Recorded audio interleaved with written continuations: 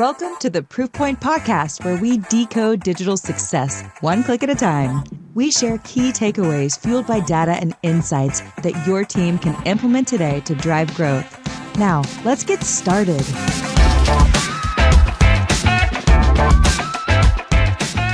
This is Stacey Porter-Bilger, your host for the Proof Point Podcast, where I feature B2B and D2C businesses and thought leaders sharing marketing, data tactics, sales strategies, and leadership insights that kickstart your growth in this rapidly changing digital space.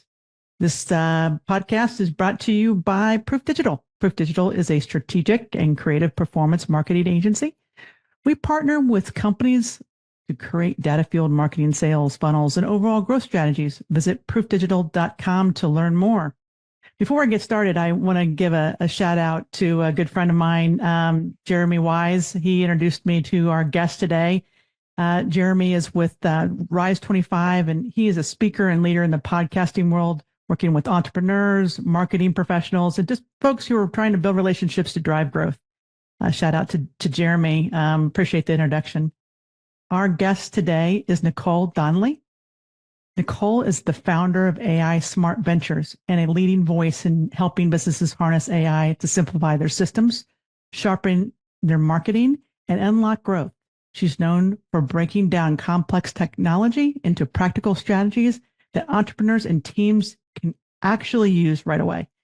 Through her speaking, consulting, and training, Nicole is helping redefine what it means to lead and scale in the age of AI. A global AI speaker, entrepreneur, who's transforming businesses by using AI. Nicole, thanks for joining me today. Thanks for having me here, Stacey. Awesome. Well, to get going, what's your path? What's your story? I mean, how did you get here? I mean, we're both, we're not too young, so we don't remember before AI in the workforce. So I know you're an entrepreneur. So tell me a little bit about you. Yeah, I want to let you know where I started. I studied history, German, and photography in school. Awesome. Good liberal arts, arts background. Yes, and I did photography and graphic design after school.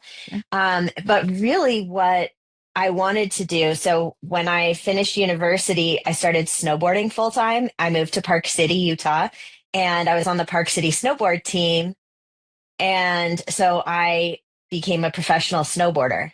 I'm a little jealous about that. I mean, I'm a former athlete, but you were a professional snowboarder? Yeah. Yeah, I did big air, border cross, half pipe, slope style, because back in the day, you kind of did them all, but like at a higher competition, it was mostly border cross and big air for me at the big ones like X Games. And it was such a fun time. In the off season one year, I got knocked up and then I had a baby. My baby had diaper rash really bad. So I cut off my snowboard socks, pulled them up over her knees, and they made these cute little baby leg warmers. And I sold over 200 pairs of these homemade leg warmers, over 100 pairs in 2 weeks. And then in 3 years, we were in 85 countries. Oh my gosh. Yeah. So you were a professional snowboarder, a risk taker. I mean, obviously a born entrepreneur because of the risk taking, and then launch a product. And so, I mean, oh my gosh, what a ride. Yes. And as a kid, I was always selling things, like even in elementary school, selling the electrical wire to make the bracelets in 5th grade. And, I always had some sort of hustle going on. I had a food truck when I was 16 outside of events, and I'd go to Sam's Club and buy all the stuff and stock them up. And I'm behind the counter, just like working and selling nachos and hot dogs and stuff. I was always entrepreneurial, but I didn't ever think of it as a thing. Like, this isn't something you do. It was just like I needed to get some money, so I would go figure something out to do it. And then, transitioning from snowboarding to motherhood was a really big one. And that was probably the scariest. And then into business, that was it wasn't as scary. I felt like I was on a mission to make parents' lives better. And then after that, so in Baby Legs was the first company, I was really good at systems and process and being efficient. We were able to work from home in 2007 because we had a server closet, people would VPN in, and people could take those big desk phones home and answer calls at home. And so we were ahead from a tech perspective back then. And when I sold my company to one in New York, I realized this. I realized how efficient we are, how good our systems were. And so then I realized kind of what my magic was in the situation. And my magic was in that operational efficiency, but then also in marketing and the emotional connection with the customer and the brand. And so that's the area. That's why I started a marketing agency next. And in the marketing agency, it's all about those points of emotional connection. And so then we called it systems of care because we were creating systems of care for employees, for customers, and we want everybody to feel cared about in our ecosystem. And then we were able to start adding AI to our systems of care in 2015. Oh, wow. Okay. Yes. And then we were able to add some more in 2019, 2020 when Jasper was around. Right. That was the first one I pretty much started playing with. It was crazy at the time, but now what it can do, it's just like, it's just not even, it's crazy. No, it's insane what it can do now. And so we've been a Jasper customer since then. And we've tried to get off of it. We've done tests, but Jasper always tests better than anything else. And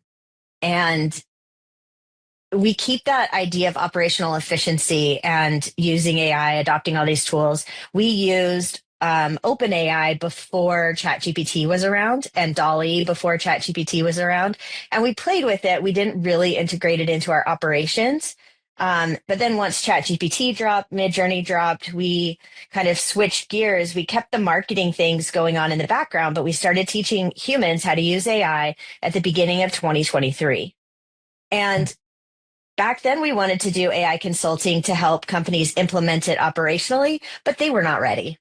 You know, they weren't ready until Q4 last year. That's when we saw a real shift. Yeah. Yeah. No, there's no question about it. I mean, they're still not, a lot of them aren't ready, but now they understand and they see the implementation around them and they've seen some practical examples. And so that probably has sped up on your end, the actual implementation. Yes, it has, because the requests, you know, as a marketer, we're always testing messaging, right? We are. And what resonates with people, and the requests for AI strategy and AI consulting in Q4 really started coming in. So we're doing custom training, AI consulting, AI strategies, and then the AI SEO aspect. And somebody said, well, I don't think of you as an SEO expert, AI SEO. I'm like, I've been doing SEO for 20 years. And maybe it's just not what I talk about, but in my first company, I learned about it hands-on from experts because we took our website that was doing $20,000 a month, did the full website redesign with good SEO, and our sales increased from $20,000 a month to $220,000 a month. That's fun. In 30 days. Oh my! Well, did you have some supply chain issues on that? No, we had product, and it sustained over 200,000 a month after that because we had such good SEO and owned the keywords. So for me, it was a really visceral experience learning SEO. Yeah. And I equate it to massive amounts of money consistently. And so when people don't think it's important, I have a hard time with that. So we have a lot. That's where the conversation has been going to that side of it too, is AI SEO and how to really SEO your properties. Yeah. I mean, I became addicted to SEO once I understood it. I mean, this was a couple decades actually ago. And it is crazy. I mean, it's I call it dotting I's and crossing T's. I mean, it's just knowing the details. I mean, you got to let Google know what the product is, what it does. Make sure you dot I's and cross T's and cross thing. And there's a little bit different of GEO. We'll talk a little bit about that. There's some different tactics that you need to kind of align, but it's very, I mean, again, being very specific on how you structure a page, all the on-page metadata, all those things are so vital. Yeah. And the part so as social media has progressed, as SEO has progressed, the thing that has been consistent is it gets more complicated and more extensive. And back Yeah. when we were starting out, we saw the birth of Facebook for Business, and then came Instagram, and then came all these other platforms. And now you have to have a presence in multiple places because AI looks at your site and it looks at offsite. And Yes. offsite is where you get your credibility that your site is what it says it is and does what it Right. says it does. And so the offsite credibility is really important. And that layer is that it could be really time consuming. And now we're really good at the content production part of it Yeah. and use a lot of AI for it. And we are struggling with the manual part of it because you still have to upload something to Instagram. Yes, you could use these posting tools, and we do for some socials, but to get to win in the algorithm of Instagram, you need to natively post. And it's the natively posting that takes the most time. So it's like the time was all in content production and now it's all in posting, which is funny, Yeah. like just manual posting. Yeah, which is actually kind of an interesting point because in our old days of SEO, and that's changed, was linking, right? And then it got Yeah. early on, people try to trick it with bad links, and then that didn't work anymore. And back to this, it's this authentic, content on sites that have authority. But it's interesting. But you talk about that, whatever it is, Hootsuite or others, those aren't quite as effective. They're not. And, with all of these bots and the autonomous agents, they can do posting on your behalf and that. And it's still, not the same because you can't put all the little details in all the little places that you need Right. to. Not yet. I think we're getting there with some of those on device like Claude Cowork that you could use on your Yeah. phone. Because you have to natively post on your phone from TikTok to TikTok and Instagram to get the best play in the algorithm. Because there's like two reasons you do it. There's the algorithm, you want to be discovered, and there's the AI that's going to discover you in a different way. Yep. And so if you don't care about the algorithm and you're just doing it for AI, go ahead and post the other way. Except there are certain things you just can't edit pre Yeah. posting.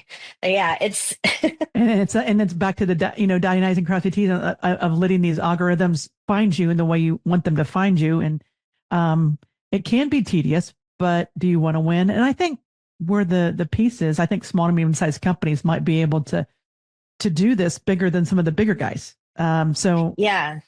And that's where I'm so passionate about telling people about it, all the like smaller business owners, because we have this arbitrage moment we do. where the small businesses can produce this content in the way that the AI needs it. And so you can get ahead of the big guys for a moment at least. And a moment is like 6 months, it might be a year, it might be 18 months, it might be 2 years.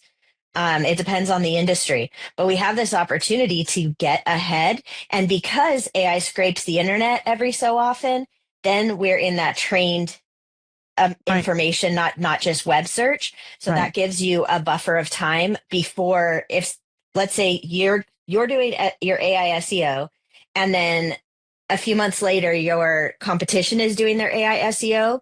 And let's say AI has just done an ingestion of the internet. So now you're in the database. And so now this guy is still a few months away from being ingested too. Right. So there's this window that you get of opportunity. And I don't think a lot of people are running at it as fast and as hard as we are. Right. But it feels like it because so many people I'm in this conversation with. I got a fire hose, man. I got a fire hose. And we're building various things too, and automations for our company. I'm sure you are too, Yep. building solutions, speeding up the way we do business. But the truth though, back to your authentic posting, content is still king. And making it human, and make it real. So that's still going to win, I think. So anyway, it is. What are you seeing as far as industry, where it's going to impact industries more than others? Do you have some thoughts on that? Well, okay. For me, there's three categories of AI Yeah. right now. There's AI SEO, Yep. which is impacting retail heavily, heavily right now. Yes. Yes. Any seller on any platform is being impacted by the search Right. ability. Right. And there's some Um, platforms too that are more negative. I think, I mean, I like Wix, for example, is not a good oh, platform. It's yeah. terrible. So, I mean, there's some folks that need to know that. So anyway. Yeah. And so there's that AI SEO. I think it will impact some industries more than others and faster than others. Yeah. I don't know many people in manufacturing that care too much about that. And unless they are the direct sellers of the things that they manufacture, Yeah. they don't care as much. Yeah. And I've had those conversations with the business owners. It's like, well, you could slightly invest in this and you'll be way ahead of your competition, just by fixing a few little things like matching phone number on your website and your Google business. Yes. There's little things, right? Name, address, phone number. Let's make them all the Yes. same. Nap. Yeah, exactly. Nap and Yeah. eat. Nap and eat. We do those acronyms pretty well. That's exactly right. Yeah. So I think for some industries, that part, that this section over here is going to be really important and impactful for their business. And then you have the generative AI, the hands-on applied AI that somebody is sitting at their computer and using. Yeah. They're typing something in, they're getting some result. And then and that will impact, so like marketing agencies. Yep. Yep. All agencies, we're having conversations with a lot of agencies right now and showing them how we automate and AI things and choose to be human in some particular places. Yes. Yeah. Because we want to make sure that our magic is amplified and not lose what our particular magic is. And every agency has their own magic. Yep. And so we don't want to lose it when we're doing AI automation. And, we want to make sure that human magic, or maybe it's an AI and automation magic, but we want to make sure to maintain that. So the people sitting at the computer asking for outputs, and that's a lot of admin and, knowledge workers. Those would be different industries that would be impacted by that type of AI. And then you have the AI, which in the last 6 weeks has taken off like crazy, is that autonomous AI, the workflows, the agents, all of that. It is this crazy, crazy moment that we're having right now, which almost feels like 2023 when all the tools were coming out fast and furious. Yeah. I mean, we're almost up to 50,000 different AI tools for different tasks, but now where AI is and can be autonomous is it can sit on a device, it can sit on your desktop, your computer, like a physical computer, your phone. It can be in the cloud too, and you can have every just kind of normal technology connect with each other and do things. And it's almost to the point where a non-technical person can really build stuff out. It's still, if you're non-technical, you can also get in big trouble because of the lack of security protocols or the leaks in security. But I see it as like the bot agent side, the generative side, and then the AI SEO side. And so like on the bot agent side, that's going into a lot of industries across the board right now. And so I don't know, this is the beginning of the race. I don't know how that one's going to pan out and which industries are going to be using it the most. And on the generative side, this is people who are using Copilot, ChatGPT, Gemini for just chatting every day. And Claude has released some stats on that, on which industries are adopting the most. And the ones I'd say company by company, we still don't see really good usage data. So it means that all the humans in the company are not adopting it and using it. From the applied generative side of things. Right. And so there's really big opportunity there in training teams how to use it and ensuring that there is adoption and implementation. That's an area that we specialize in. And then writing the instructions for all of these agents that you want autonomous or semi-autonomous, because you have to be good at prompting, which is that generative side, to be good at telling the agents telling the AI exactly what you want it to do when you're taking information from one place to the next. And so the ability to write really, really good instructions, or in Claude, it's called skills, like there's different names and different platforms, but those instructions and that capability is really, really important. So as far as industries, I think retail on the AI SEO side of things is huge, because even the big stores have been losing traffic. The big platforms have been losing traffic. Yep.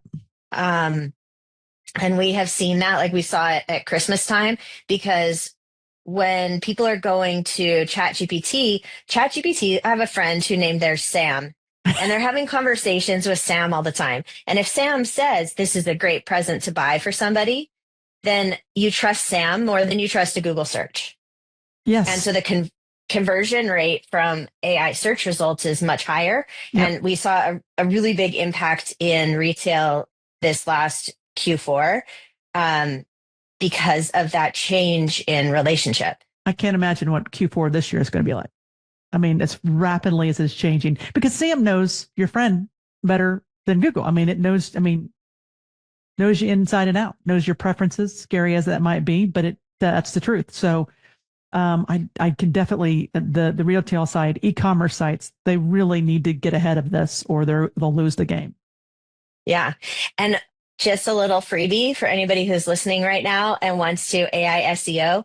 This trend that we've seen in the last week is search for prices on things in service companies. There are these opportunities, and I don't know if I should tell you because we're trying to leverage this. Okay.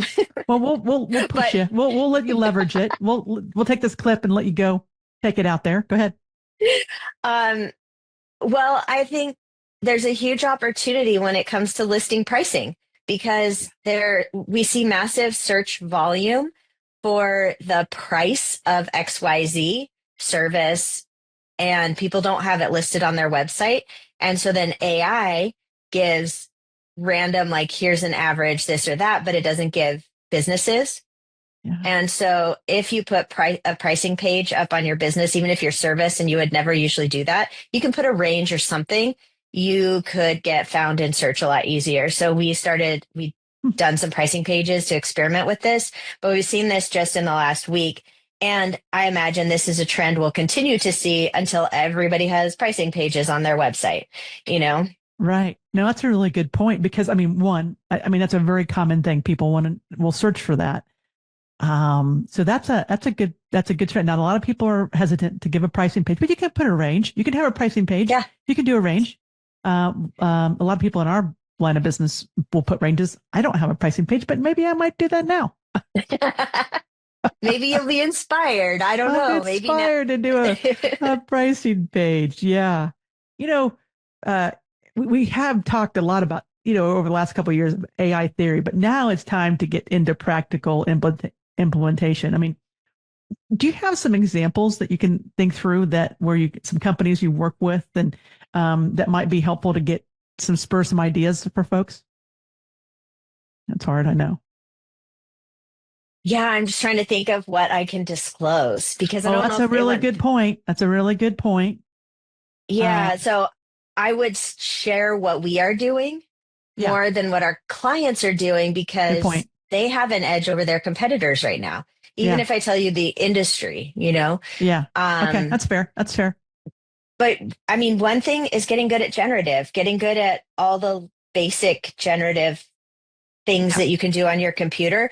Most people don't use Copilot in their spreadsheets. They don't use Gemini, the little gem that you see up there. They're not using it in their spreadsheets on there. Like, if you can get good at these really basic functions, it makes a huge difference. Because for me, when I first discovered I could do spreadsheets with AI back in 2023, I was sitting in front of the computer and I just thought, oh, I don't want to do this spreadsheet. I hate spreadsheets. And you're a liberal arts major, right? I'm just kidding you. Yeah. My sister loves spreadsheets, by the way. Okay, like, she's very good at formulas. That side of the brain. Okay, gotcha. Yeah. But for me, it's just painful. And so I think there's the mentality of the AI first thinking, like, okay, can AI do this for me? And so then I start having a conversation with AI. 20 minutes later, I had a spreadsheet that was an annual marketing budget for a client, and I sent it off to him. And I was so hesitant to send it off because it didn't take me 3 hours like it normally would. It took me 20 minutes, you know? And so I think for those little things that we're sitting in front of our computer, we have to do this work. And if we start to think, how can AI do this for me? That will make a really big difference for every person sitting in front of a computer like you and me that have to. And then we start thinking bigger about, can AI do this for me? So a little thing, my assistant, I said, hey, can you put this agenda? I was going to speak at an AI event in Turkey, and I wanted an agenda with all the speakers in it in my calendar. So I said, hey, can you put this in my calendar? Well, she doesn't want to enter every individual session for 2 days. It's a lot of information. So she dropped it into Gemini over in Google, and it's attached to my account. It populated my calendar with all those times, with all those speakers. Wow. And so it was something that saved her a lot of time. And we learned, hey, it can integrate with your calendar and do these. So now if I want to do a meeting and invite you to a meeting, I can actually just tell Gemini, we could be here together, and I could be having the voice on my phone and say, I want to schedule a follow-up meeting with Stacy on this day, add a Zoom invite to it, and put it in the calendar. And it would.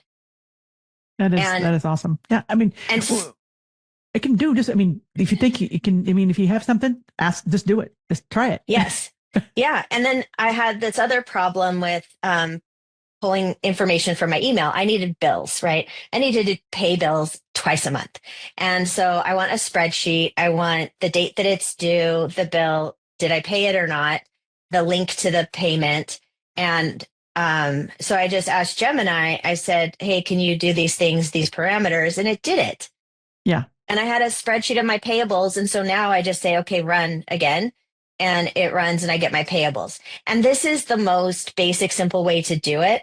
I could have something complicated connected to this, that, and the other thing, but I can also just ask Gemini to do it because it's connected and integrated.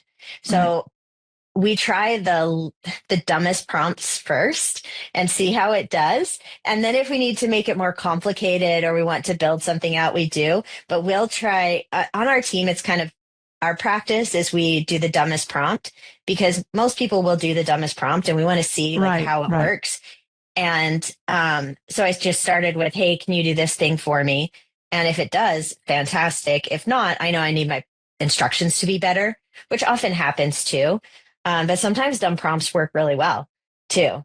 When you're doing just those generative conversations and then playing with tasks.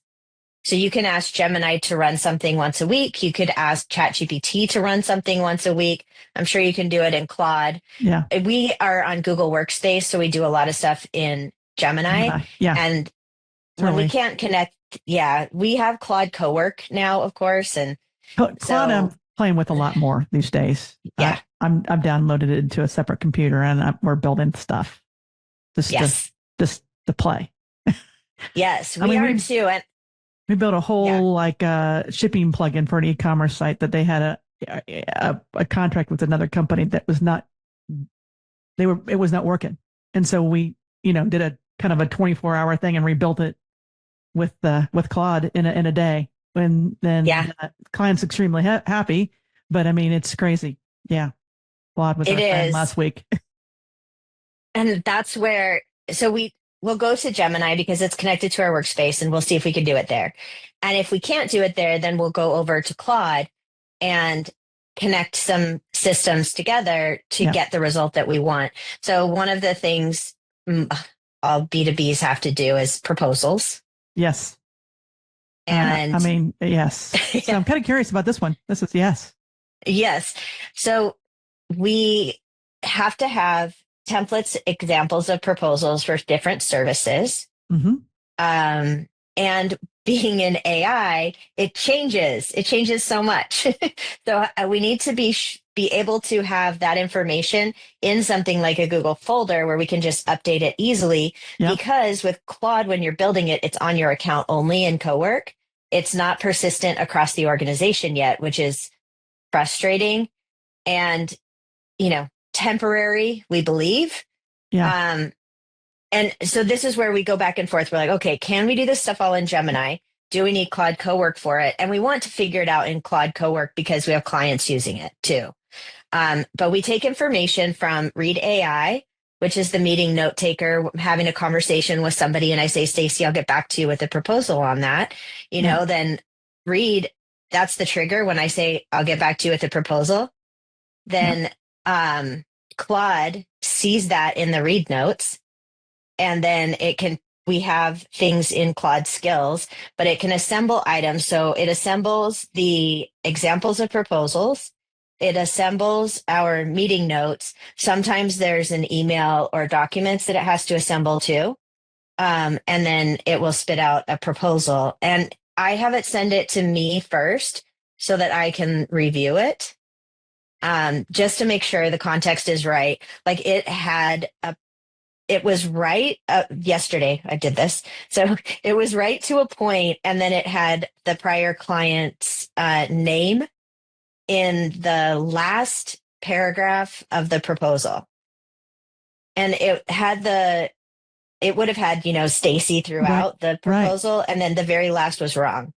And so this is why we still need human in the loop, because it didn't replace that. It didn't put Stacy's name in that spot that it should have been. Right. And the rest of it was good except for that one thing. And so I'm really glad I looked at it and didn't let it just auto send, because it could auto send too. And you have to have human in the loop across the board most of the time and on everything. I mean, yeah, if it's going out the door. Yeah. Yeah. But it was only one. It didn't make too many errors though, did it? No, I just made the one error. And so I was really happy to see that.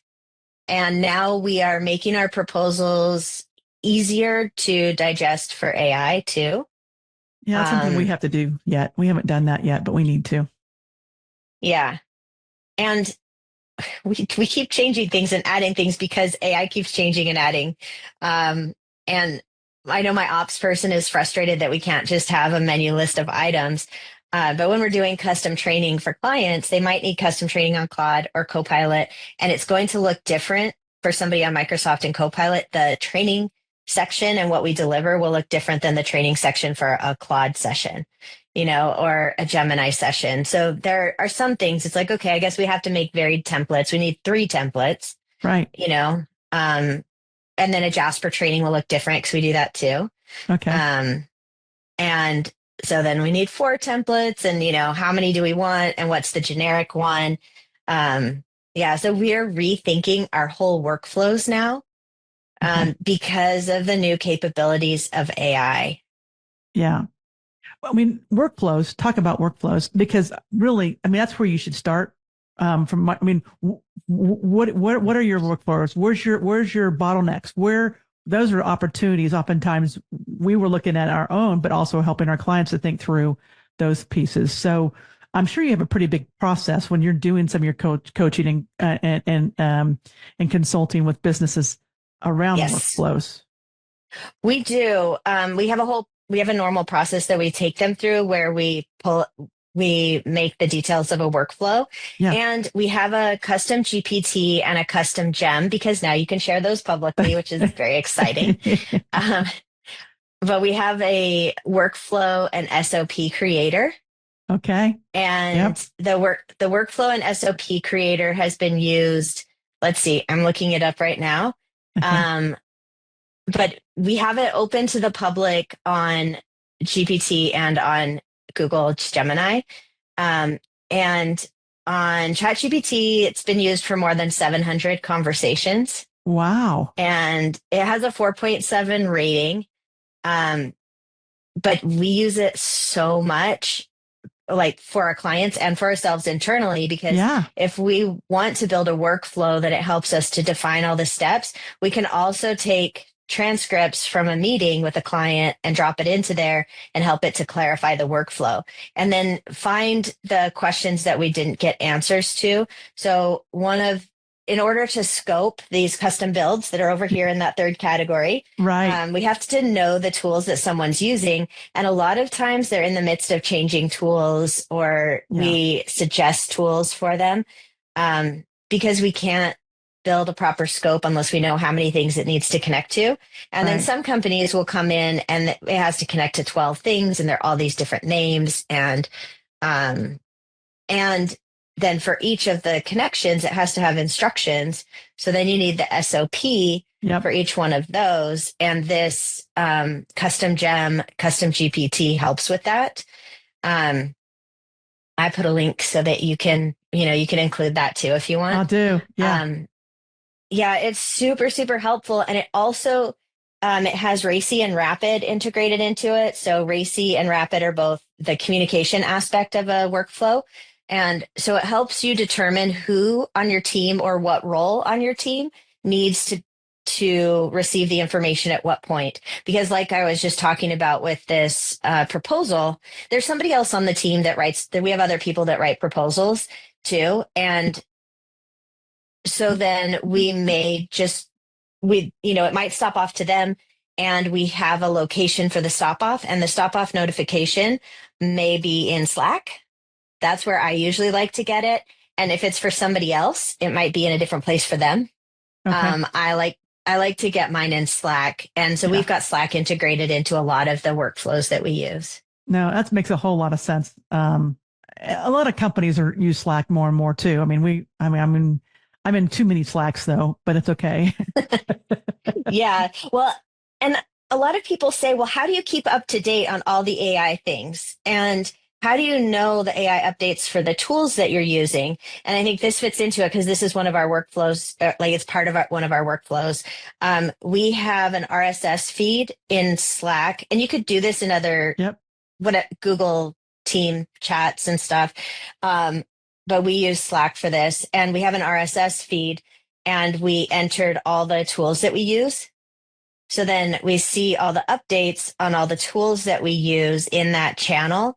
And we encourage every company to set that up, because all of the tools that you're using, some are archaic and don't integrate AI, but most of them are doing new AI things inside.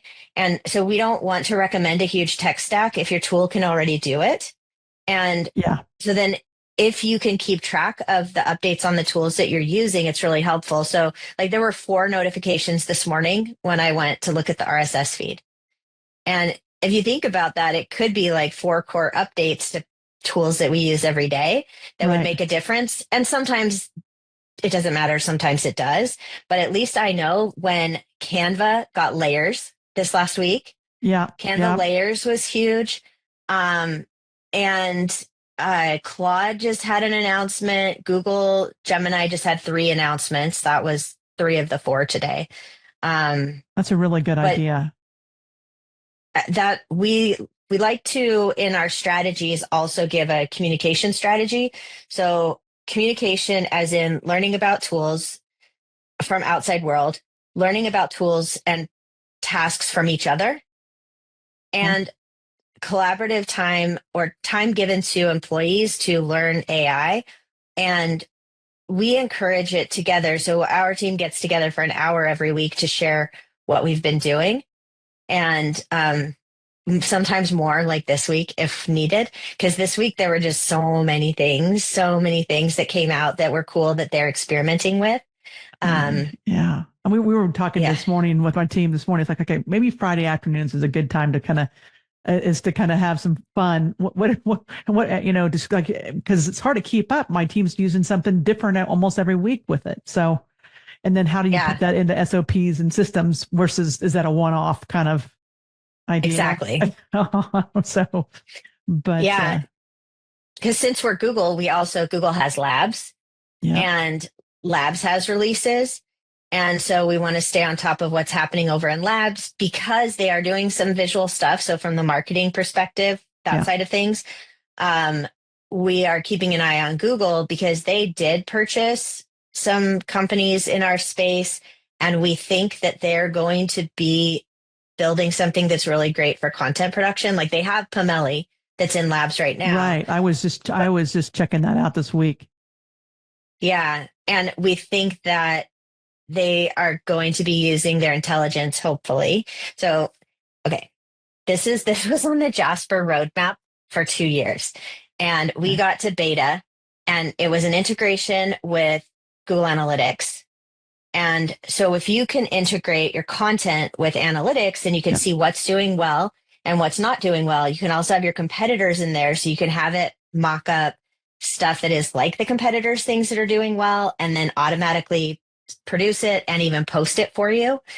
We like to have it stop off and have a human review on things like that. Yeah. But think about this time saved with that. Oh my gosh. Yes. And look at the analytics and see what's doing well. So you have this closed loop. And then Jasper was supposed to serve up your content for you. Like, hey, here's everything you need for the next month or next week or whatever. And be proactive in producing content. And nothing is doing that full circle right now. So now that we have co-work, we're trying to build that out, but then it has to live on one device. And, it's a whole thing that we think that, well, Google has the ability because of all of the, the data that they have and the tools, they have the ability to. So we're watching to see who does that sort of thing first. I think it will make a really big difference for marketing departments. Right. Everybody kind of, always asks which ones are you using, to be truthful, because of, Google's got a head start with all the data pieces that they really do. I think Claude has really come in strong the last couple months. I felt pretty good about that. Yep. I know Chat GPT, I was kind of the Kleenex because it was kind of the kind of the start, but they put a lot of investment, but I've been really impressed by Gemini and Claude as of late, but that's just me. Same. Gemini at first when it came out was terrible. Yeah. It was not great. And now it's really good. And also it does much better with ingestion than ChatGPT. And so for those that don't know, there are some of these words, you know what it means to ingest food, right? We take it in your mouth, eat it, whatever. My stomach knows what it is. It's ingested. Right. When data is ingested, then AI, if it's fully ingested, AI reads everything, every line, and it understands every line. And what we see is there are these context windows that are really big, but you put that amount of information in there and by your outputs that AI did not read it all. It did not ingest all of it. And Gemini does a much better job at ingestion of large amounts of data than any of the other platforms do. So if you have to do data analysis, for me, it's like Gemini hands down wins. It's the best at ingesting large amounts of data. Yeah. Which makes sense for the platform and the tool and their history. And, predictive analytics too. All those things that are coming out. And like you said, Google Analytics, Google Ads, Search Console, pulling all that data. So it totally makes a lot of sense. It's speeding up our process of decision making, like you were talking about either. What's content should you be developing based on your competitors? You can get that within seconds. And it sounds like you get it set up to write it.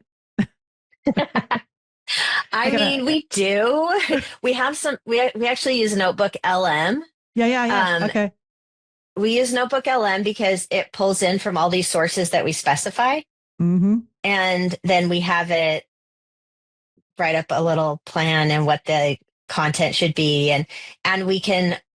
So we also do content for different audiences, slightly different, not too different for us. Our clients, we have one client that has like 2 specific audiences.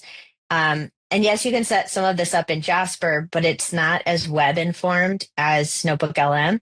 And NotebookLM, there's probably, like 30 different places it pulls information from. Yeah. And so we can set up like all of those competitors, however many you want, really.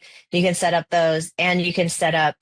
So we have it also, we've got one for YouTube, and it goes to YouTube current best practices on the YouTube website, and it pulls that as well. So, it mixes all of that information to inform our YouTube strategy around different types of content. So we've been experimenting a lot with that. We do it for Pinterest too. We have a NotebookLM for that because Pinterest is really effective from an AI SEO perspective. It's always been good for SEO, but add that GEO layer and it's still really, really good. Even if you're B2B. Yeah. I think people forget about Pinterest, but it really can be really powerful, especially if you're in the e-commerce space or I mean, it's just has a lot of powerful, like you said, from a GEO standpoint. It does. You definitely don't even have to be in e-com. You can be in whatever B2B. We get so much traffic from the Pinterest pins. That's crazy. I mean, again, it's one of those things people might forget about, but actually, I've seen a little bit more, and we're going to look into it a little bit more because we haven't always used it from a B2B standpoint. But I think based on what I'm hearing, it needs to be used a lot more. Yeah, because when AI is recommending a brand or something like that, it wants videos. So YouTube is a no-brainer, but a lot of companies have a hard time producing consistent video content. Yeah. And, if you use AI, not hard to do, but there's a perceived barrier to entry there. And it also likes to give you images. So at least have really good SEO'd pins, because then it can recommend it because it's not based on the domain authority of your website. It's based on the domain authority of Pinterest. Pinterest domain authority will be most small businesses. Like, I don't know any small businesses that have domain authorities even close to that, because theirs is, 98, 99, whatever. Like, right. And then small businesses are 15, 20. If you're lucky. If you're lucky. That's exactly right. If you're lucky. Yeah, we used to be able to get them up to 40, but I mean, it's so competitive now. It is. And even with sites have been around for a long time, if you have a 40, I mean, that's pretty good. I mean, that's really killing it, really. Unless you're Amazon or Pinterest. Yes, exactly. Or Coca-Cola, they have a big one, the high one. And so then for even B2B, you can borrow Pinterest domain authority, put your SEO stuff on there. And so then it's like you have pages on a high authority site, and then it can link back to your website. And as long as it's all appropriate stuff on your website that matches the pins, like, then you have this content that will bubble up sooner than the content on your website. Yeah. How do you keep up with this? I mean, I'm keeping up. I'm running a company. You're running a company. We're addicted to this stuff a bit. So how do you keep up? I have it fed to me. I have it fed to me in that RSS feed. I also have it fed to me because, well, there's the WhatsApp groups that I'm in, the Facebook groups that I'm in. And so I can, choose what to participate in there and read through a lot. And then we produce a newsletter. I sign my name to it, but it is pulled in from AI, and it's based on parameters of the kind of content that I would want to put out. And it uses my voice. So I have a newsletter that gets given to me, and I go through and edit it. And so then I get informed about all the things when I'm putting my newsletter out. And so you could have AI put a letter together for you. You could have Gemini or ChatGPT do this. Yeah. You just give it the parameters, even in ChatGPT. So we'll do the basic pitch of AI. If you're on ChatGPT, you can say, hey, I want to get the latest AI news on these tools, like the latest updates from these tools, the latest. I like medical AI updates because they're interesting for me. Yeah. So, and I like them from MIT Labs. So that's one of my sources. And so you can list your sources, say, I want the latest updates, especially AI related, from these sources once a week. And then you'll get a little alert that's like, hey, your thing is ready, and you can have it served up to you once a week on the things that you're interested in. And it's just amazing. That's awesome. And so I have some homework for myself here to actually make sure I'm feeding it to myself a little bit more.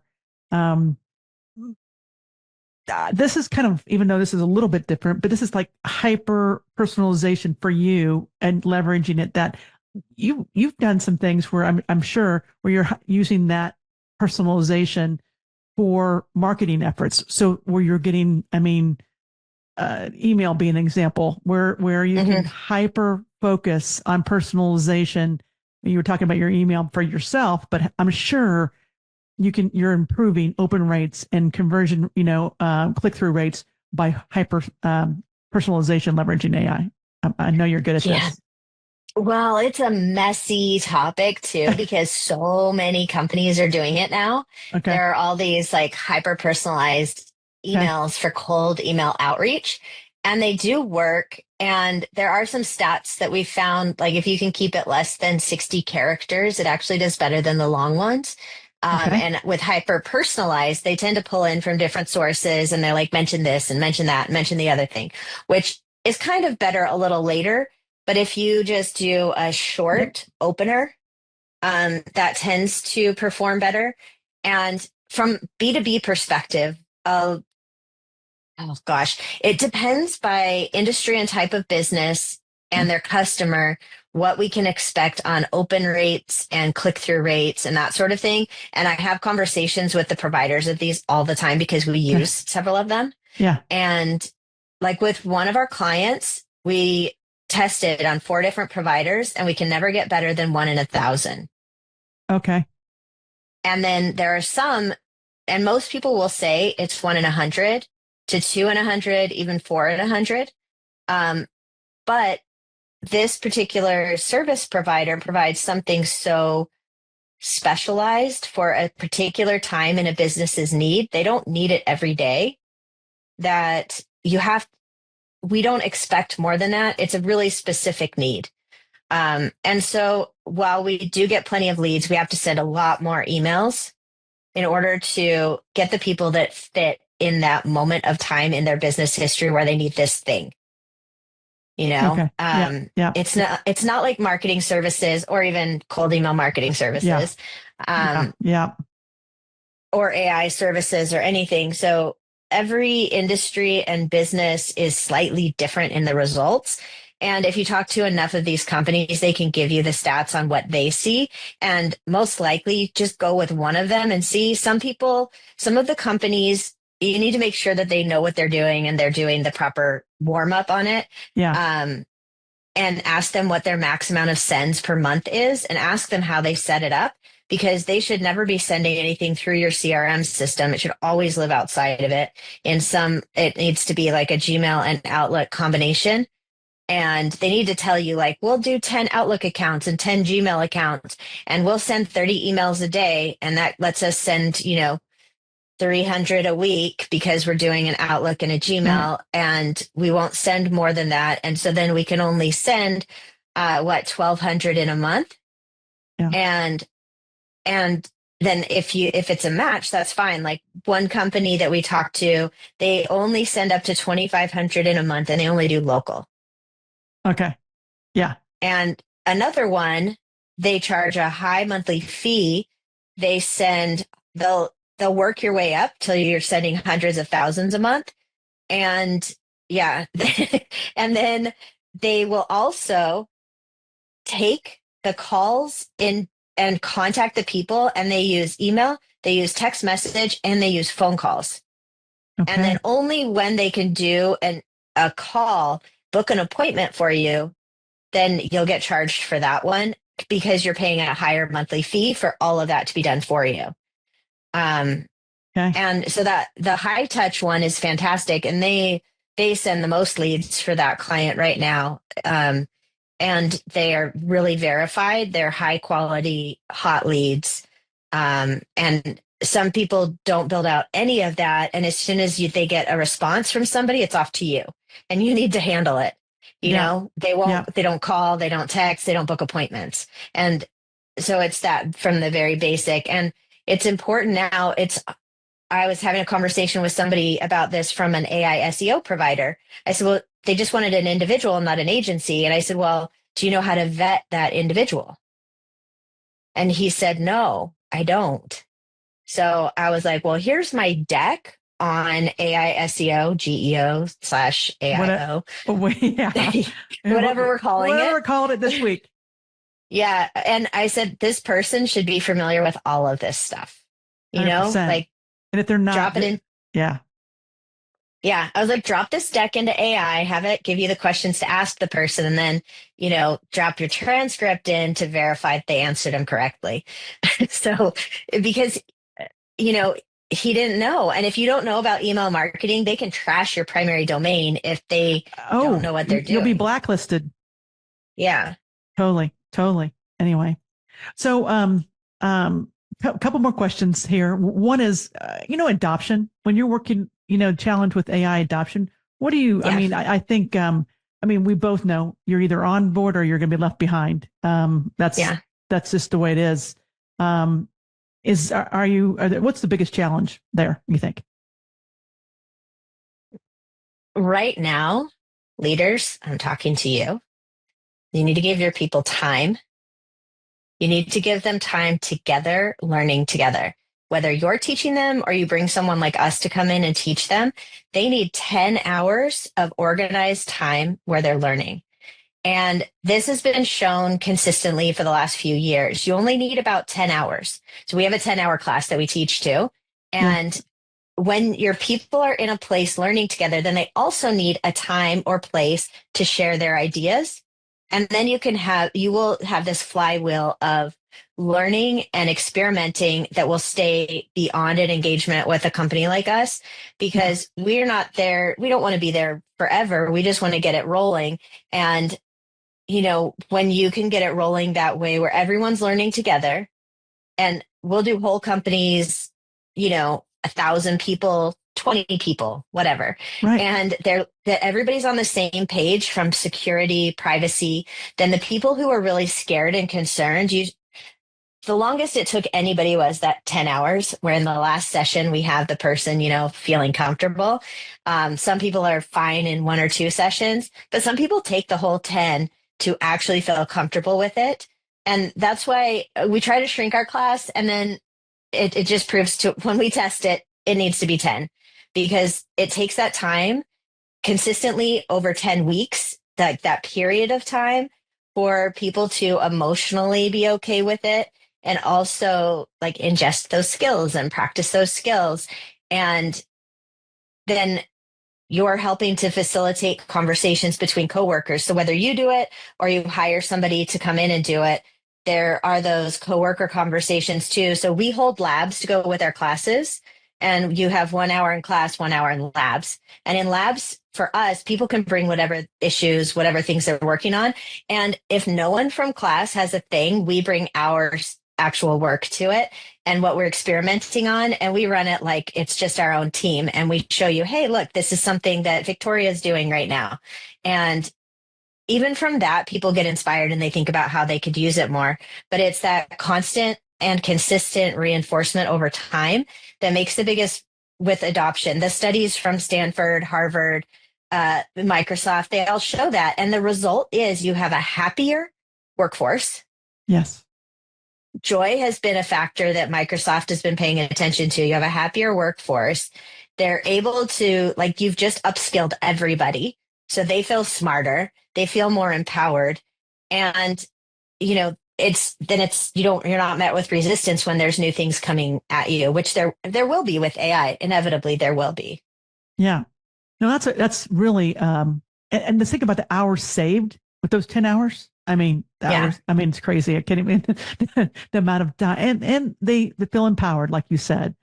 One last question. What's a final, this is Proof Point Podcast, do you want to leave with our listeners? Well, proof point. If you want some proof, we do surveys in every class. The average amount of time that people say they save on the tedious tasks they don't like to do is 50% of their time by the time they're done with those 10 hours. And, somebody might be at 25 because they have a physical job and they're out in the field. But even 25%, if you could give your team back 1 day a week, what would you do with that time? And ask them what they would do with that time. Yep. 1 free day a week. What would you do? Help scale their company even more faster. It's just amazing. Nicole, it's been a pleasure talking to you. We've learned a heck of a lot. I hope to stay in contact with you, and we'll keep on learning in this fire hose that we're in right now. So we've been talking to Nicole Donnelly, founder of AI Smart Ventures. Thank you for being on the Proof Point Podcast. Thank you, Stacey. It was my pleasure. And thanks, Jeremy, for the intro. Yeah. Thanks for listening to the Proof Point Podcast. We'll see you again next time. And be sure to click subscribe to get future episodes.